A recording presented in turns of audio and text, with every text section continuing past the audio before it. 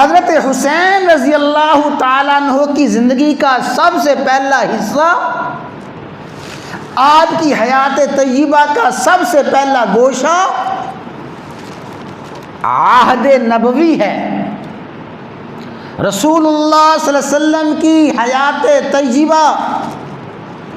اور آپ کی پاکیزہ زندگی کے جو سال حضرت حسین رضی اللہ تعالیٰ عنہ کو حاصل ہوئے، عہد نبوی کی محبتیں، شفقتیں، عہد نبوی کا پیار اور لاڈ، یہ آپ کی زندگی کا سب سے پہلا گوشہ ہے۔ حضرت حسین رضی اللہ تعالیٰ عنہ کی زندگی کا دوسرا گوشہ سیدنا صدیق اکبر رضی اللہ تعالیٰ عنہ کی خلافت کے تقریباً 2.5 سال ہیں۔ عہد صدیقی، خلافت صدیقی، پہلا گوشہ عہد نبوی، دوسرا گوشہ خلافت صدیقی، اور حضرت حسین رضی اللہ عنہ کی زندگی کا تیسرا گوشہ ہے عہد فاروقی۔ تقریباً 10 سال حضرت عمر رضی اللہ عنہ کی خلافت کے جو آپ کو حاصل ہوئے، یہ حیات حسین کا تیسرا گوشہ ہے۔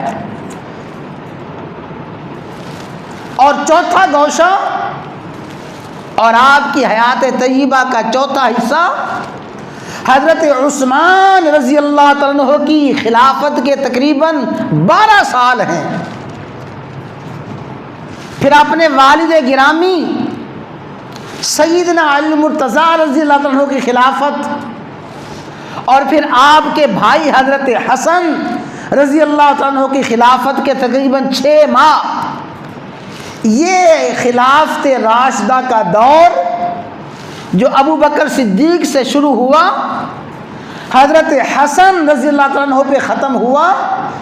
یہ 30 سالہ خلافت راشدہ کا دور آپ کی حیات طیبہ کا اہم ترین دور ہے۔ اور پھر آپ کی زندگی کا جو آخری دور شروع ہوا، وہ آپ کے بڑے بھائی حضرت حسن رضی اللہ تعالیٰ عنہ کا خلافت سے دستبردار ہونا،